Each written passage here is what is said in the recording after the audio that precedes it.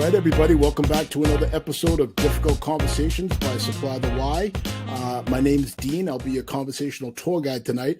First off, a little housekeeping. I apologize. I was running a couple minutes late. I had daddy duties that held me up, so hopefully I didn't keep you waiting too long. So without further ado, we're going to go ahead and bring on our very special guest, Mr. Joe Willis. Joe, how you doing?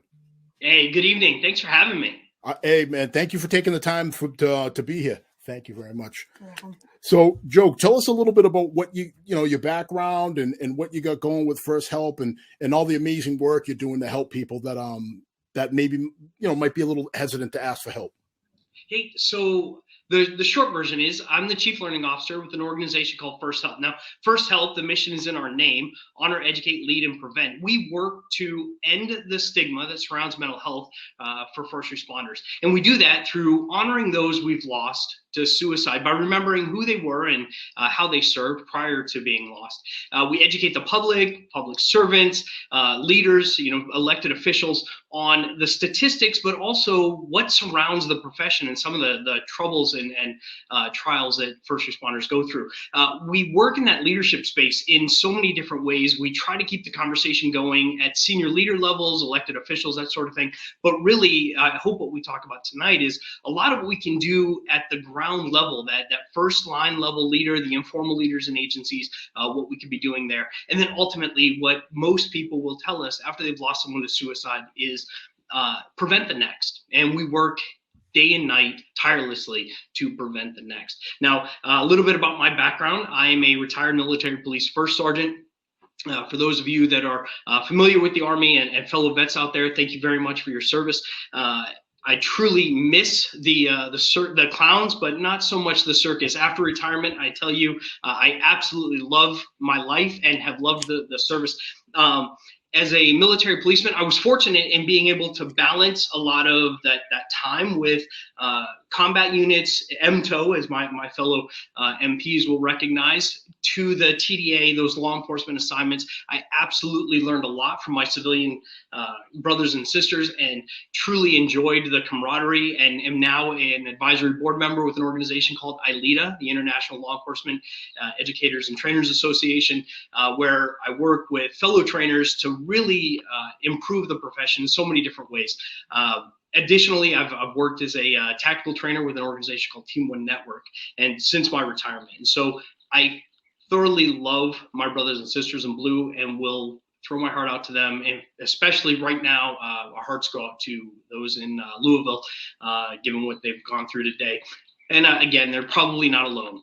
Officers everywhere are going through a tremendous amount. So, Dean, I hope that answered your question. Who am I and why am I here? It certainly does. And I just want to touch upon something you said at the outset. You talked about how a lot of what you do initially is geared towards upper level management, senior management, command level folks. Why is that? And why do you think that's helpful? I do. And I say that we try to balance it. So why we address so much of the senior leaders in this space is because they're the purveyors of culture. You, as a senior leader in the space, are a purveyor of the culture. You own the culture of your organization.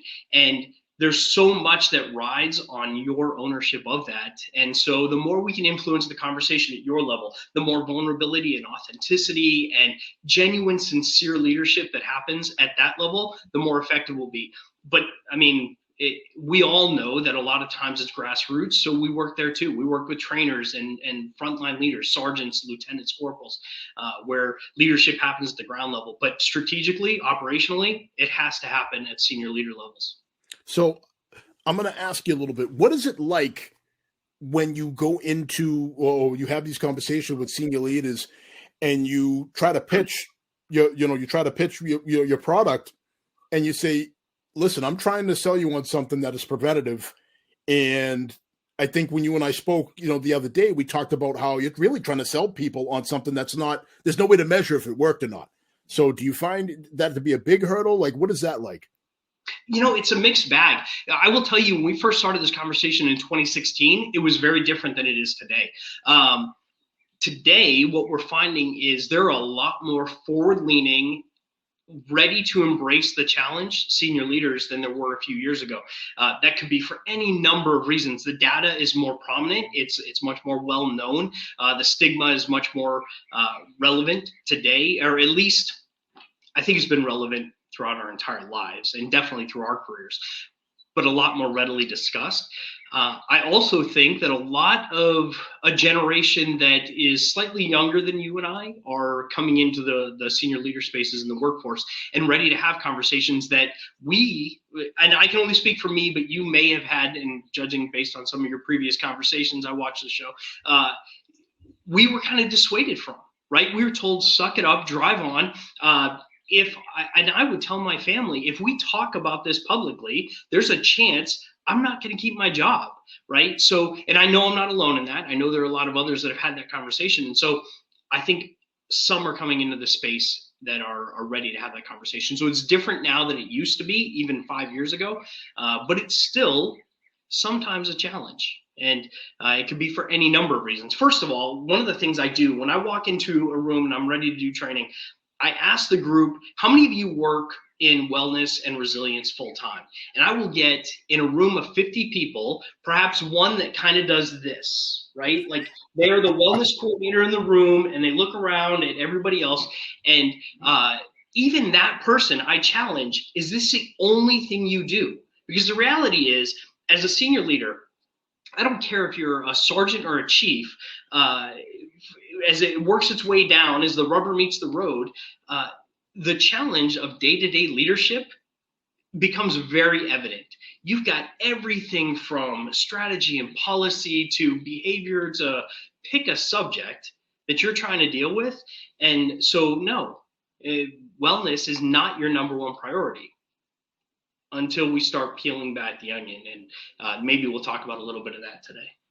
So it's interesting that you bring that up because, and again, I don't want to get too far ahead, but wellness is, I would make the argument, it's part of everybody's job to some degree.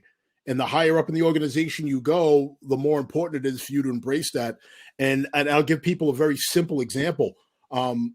Very few people do their job because they love it and would do it for free. So making sure that people get paid properly and get paid on time is part of wellness.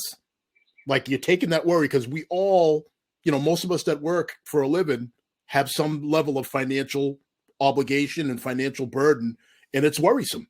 So taking that off the table, making sure that people are going to get paid right and paid on time is an important part of wellness. Absolutely. And pick a training topic. It doesn't matter what it is. I just watched a First Amendment audit today, right?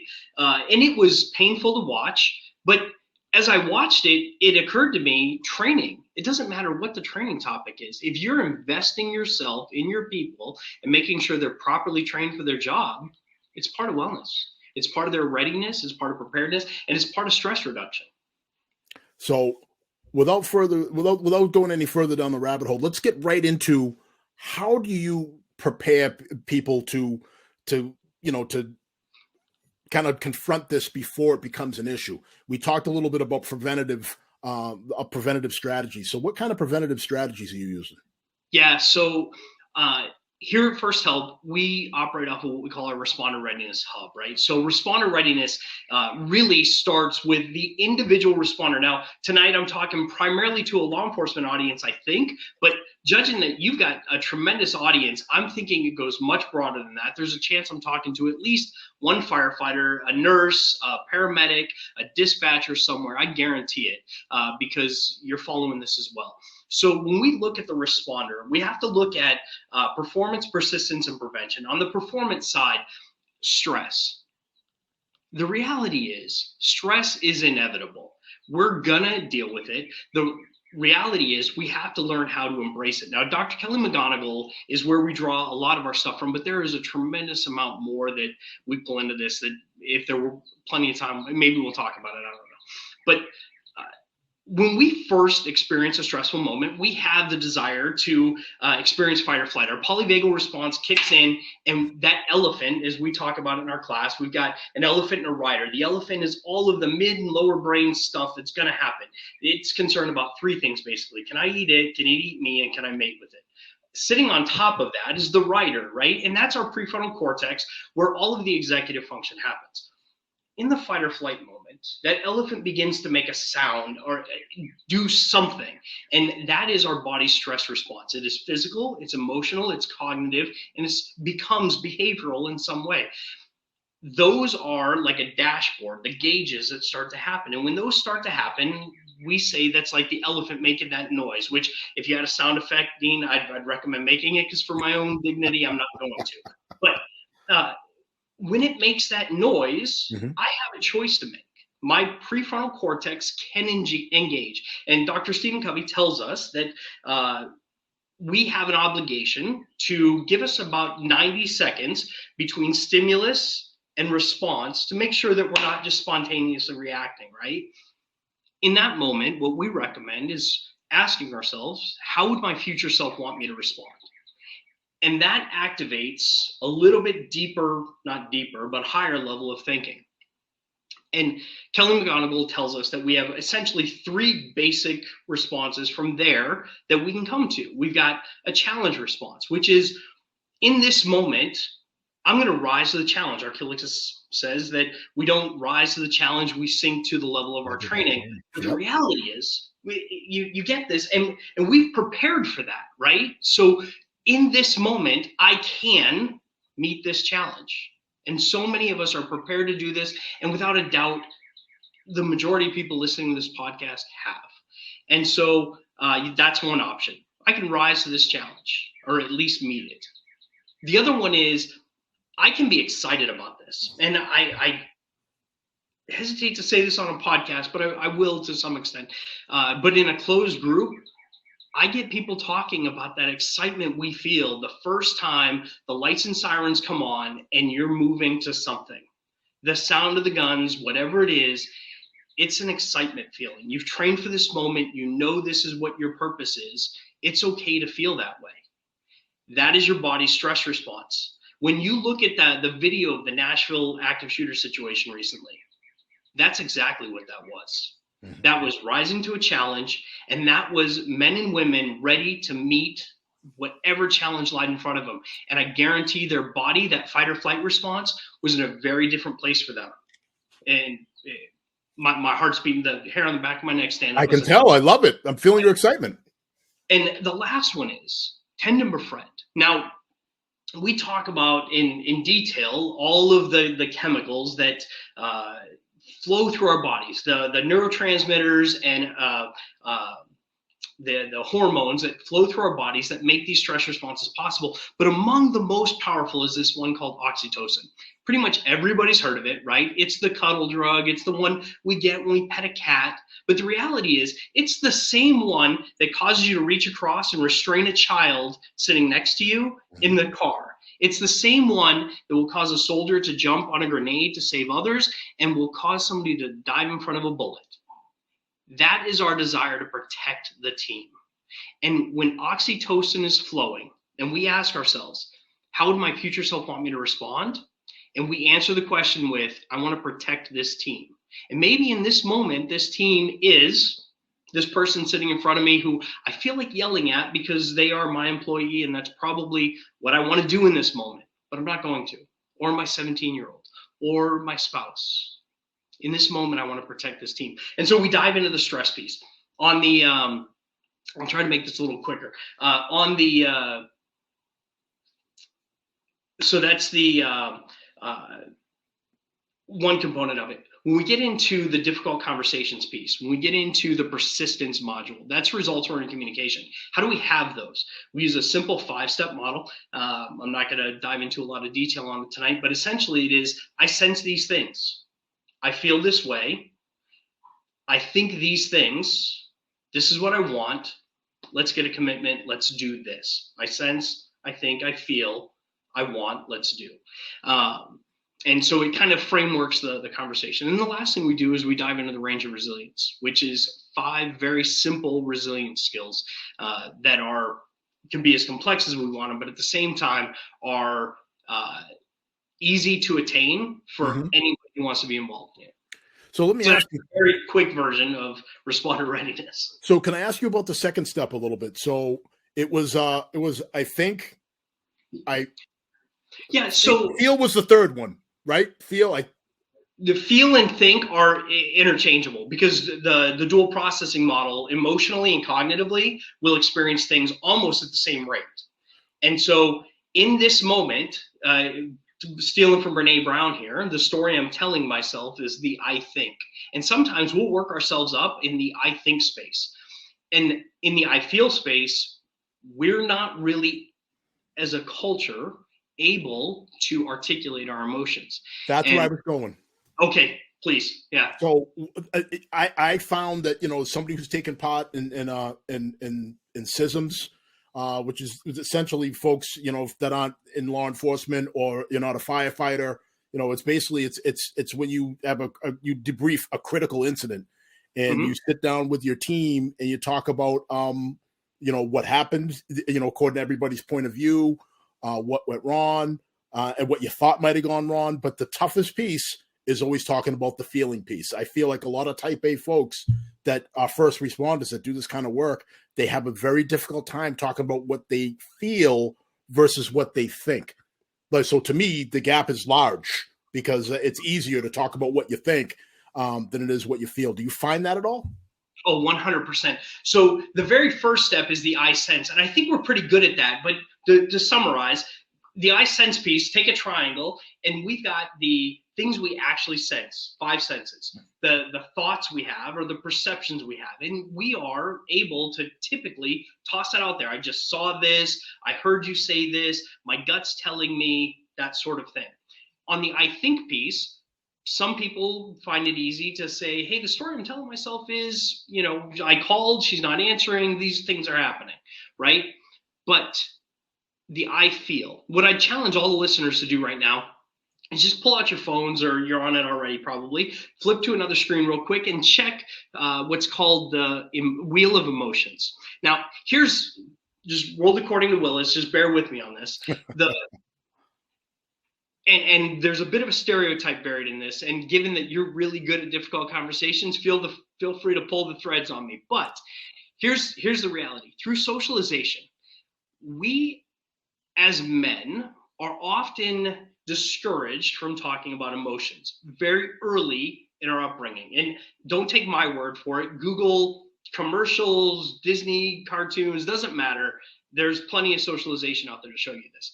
And what I liken this to is, do you have Friendlies up there still, Dean? Friendlies ice cream? Yeah. There's not many left, but there's still out there. Do you remember taking your kids to it back in the olden days, and they would give them the 3-pack of crayons, and they were really crappy crayons, right? Absolutely.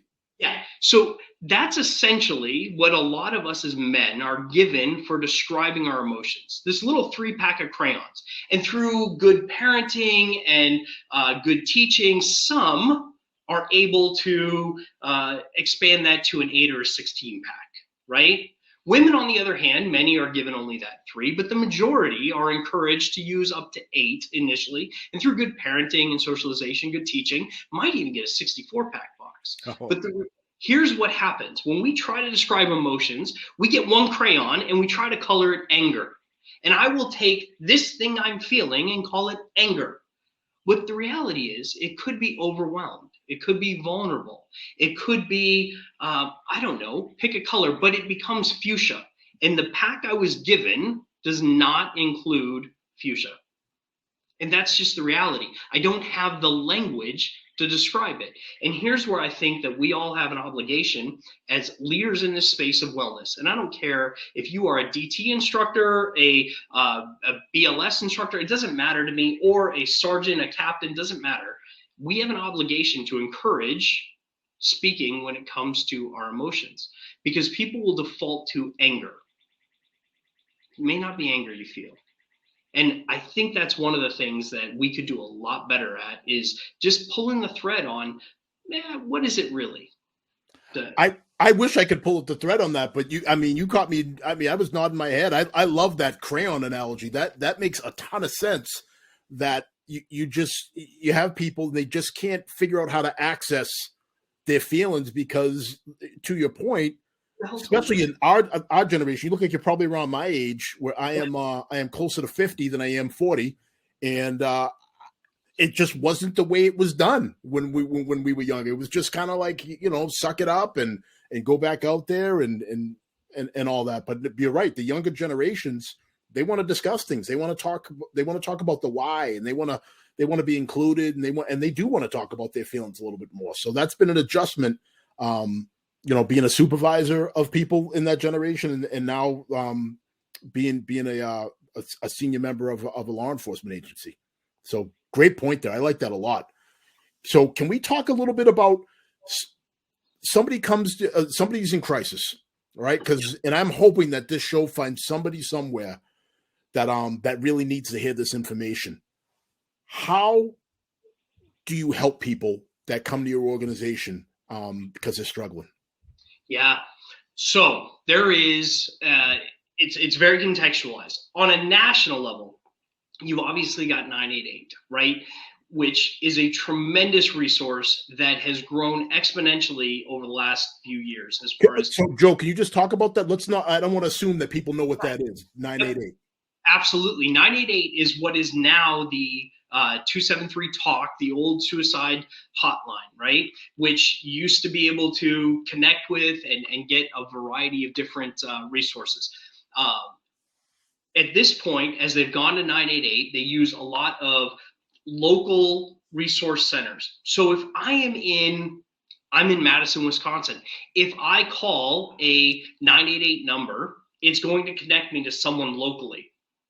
And the same thing is true if they're in a rural area around here. And it may be a Minneapolis that somebody connects with, but it's at least somewhat regional to me. So where you are in Boston, Dean, somebody calls from, I don't know, Western Massachusetts, there's a good chance I don't know where the one in Massachusetts is, but it's at least regional. And so there's a lot of regional resources and regional cultural awareness that they have as far as what's available for resources locally. Again, you've got the ability, if you're a veteran, to my fellow vets out there, press 1 immediately and you are connected to the veteran helpline. So there's a tremendous amount of resources there. Copline, I just looked up, I see you have it on the screen. Copline, Cop to Cop. There are resources that are immediately available to you at both of those. I should have pulled one of my resource cards over here. Additionally, you've got organizations like the Firefighter Behavioral Health or International Firefighter Center of Excellence. Tremendous resource, IAFF Center of Excellence. They will connect you immediately with a variety of resources that are available to you. We work with Carrollton Springs is another one. So these are national level resources. But what I encourage when we are training locally, when we do this drill with senior leaders, and when I say leaders in general, when we do a supervisor class, that is chiefs to sergeants sitting in a room. Actually, even informal leaders are welcome to join, FTOs, that sort of thing. Or in our responder class, we do it a little bit differently, but in the supervisor class is how we do it. We have them spend time actually researching local resources. Because if I stand in front of a room full of people and I ask, actually the video we play, I wish I could pull it up and play it for you right now. It's Robin Slade's video, The Hero's Heart. I highly encourage you, Google it, check it out. She is a phenomenal performer. She wrote this song called The Hero's Heart. We use it, and it is essentially about the music video we helped her produce. It's about these 3 first responders and the troubles they're going through. And at the end, I only play about 2 minutes of it, or any of our facilitators do, about 2 minutes. And it ends with just 2 very simple slides before we start the activity. I need help. And then it goes, screen goes black. What options do I have? Screen goes black again. And then I just look at the room. And it does not surprise me, even a room full of experienced leaders, those that would say, well, I'd take them to the emergency room. I will tell you right now, unless it's a medical emergency, that is not the place to take them. Mm-hmm. Right. And I think you know that, and many of us do, but it does not, at this point, no longer surprises me the number of people who will tell me that. So the right time to answer that question is right now. Now, both Dean and I just gave you a list of about 5 different national level resources. but wherever you are, wherever you're listening to this, here's two things I would recommend. Number one, you have an EAP, most likely. Almost every agency in this country has an EAP. And when I ask your first responders that work for you, do you trust your EAP? I get a mixed set of reviews. Yep. And it causes a tremendous conversation, and I love it. So here's what you do. You're a supervisor, you are a peer support specialist, or you're just somebody who cares about the men and women left or right of you. Pick up the phone and call your EAP and say, I have a friend who's experiencing an alcohol addiction problem. What are my options? I have a friend who told me she's depressed. What are my options? And get that list from them, and then you call that list. Start having a conversation with those people and make your own list of who I would trust. Now, you can do this. One of the examples that was just given at a conference I was at in Ocean City, they said, got the list from the EAP. Number one on the list had anti-police rhetoric on their Facebook page. How well is that going to go? Next, right? But when's the right time to find that? The wrong time to find it is when I've got this person sitting in front of me saying, Joe, I need help, right? And so if I were local, if I were still in an agency, if I were a leader, that would be one of the things I would do, especially if I'm in peer support or in that space. I was at one agency, and it was all leaders in the room, sergeant and above.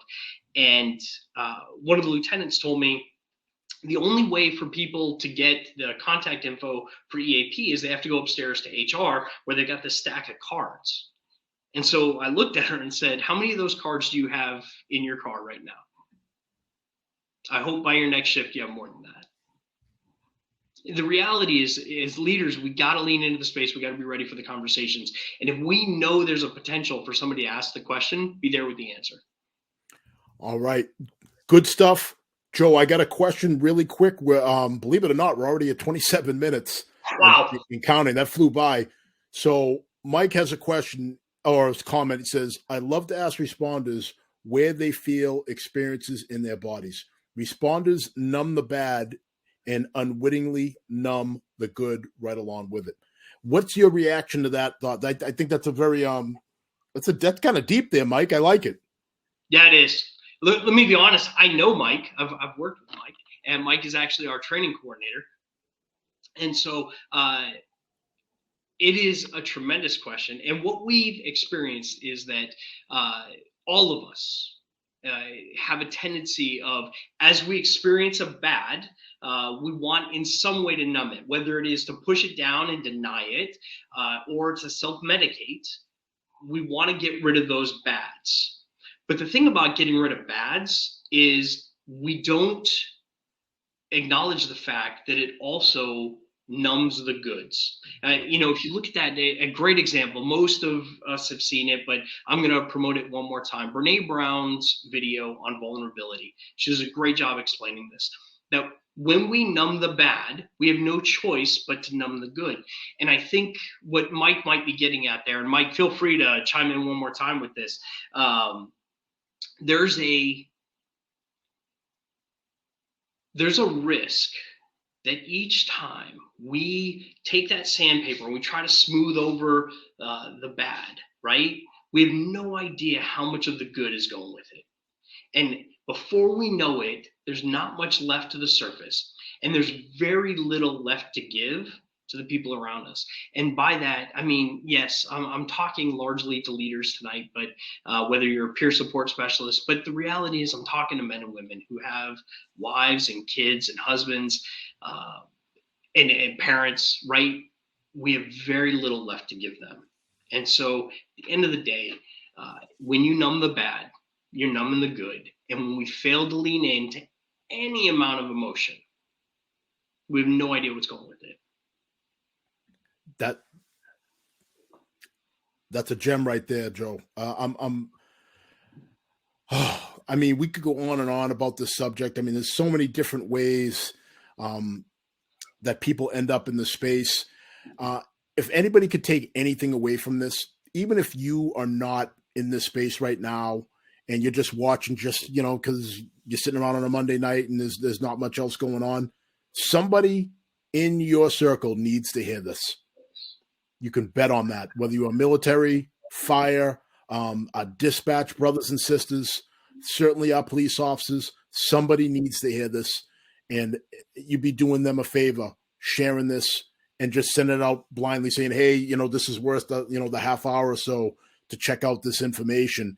And you'll never know if you help that person, but you could pretty much guarantee that somebody somewhere will benefit from this. I don't think anybody, anytime you have a loss like this, there's very few people that say, hey, I knew that was going to happen. People are usually caught off guard and they're shocked. So please get that out there. So Pat says, excellent info. Hoorah.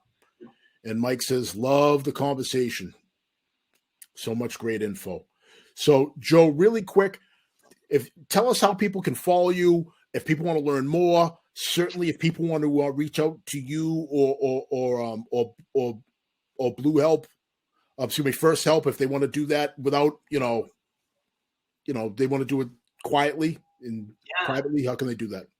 So the easiest way is to follow us at firsthelp.org, 1sthelp.org. You'll be able to find all of our social media, the website. We have all of our statistics available right there on a page called The Numbers. If you want to reach out to me directly, Joe at firsthelp.org, Joe at 1sthelp.org. I'm available on LinkedIn and other social media platforms. And actually, we're going to be up in the New England area, Dean. I don't know if I've even had a chance to talk to you about this. So it's actually going to be one of our other trainers, Mike, who was just on here with a question a minute ago. He's going to be up in Concord, New Hampshire on May 15th, Chicopee, Massachusetts on May 16th. And then we're looking for someone out your way. We've got potential going with some folks in the Boston area for May 17th. And so we are looking forward to being up there. This is all grant funded training. If you want to learn more about that, firsthelp.org/training, you'll be able to find all of our training information there. Grant funded, completely free to agencies in that area. So are you looking for a venue that third date? Are you looking for a venue? Is that what it is?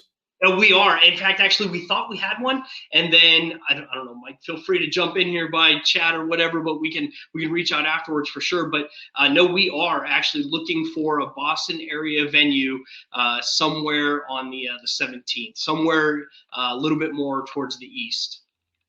Well, I'll tell you what. I'm going to say this. Have you reached out to the MPTC, the Municipal Police Training Council of Massachusetts? Okay. That's because they have some great spaces where they host a ton of training, and they train a lot of our law enforcement personnel. That might be an option, but if you're looking for something bigger, there's no shortage of colleges and universities around here either. So we can certainly talk offline on that. So Joe, I just want to thank you again for taking the time out to have this difficult conversation. It's not a sexy topic. People don't go, ooh, suicide prevention. But if you have been in this line of work for a long time, you're going to know somebody who this has touched. And when you feel that kind of a loss, when you're at when you work with somebody, or you went to the academy with somebody, or even if you were in a training with somebody, and next thing you know, they're gone because they weren't able to overcome what was eating at them. It hurts. So thank you for doing this. Well, thank you for having us. All right, folks. Well, that's going to do it for tonight's episode. If you like the content, please please share, and please follow us on all your favorite social media and podcast platforms. So on behalf of Joe and everybody else, have a great night. And as always, #SupplyTheWhy. Good night, everybody. Good night, everybody.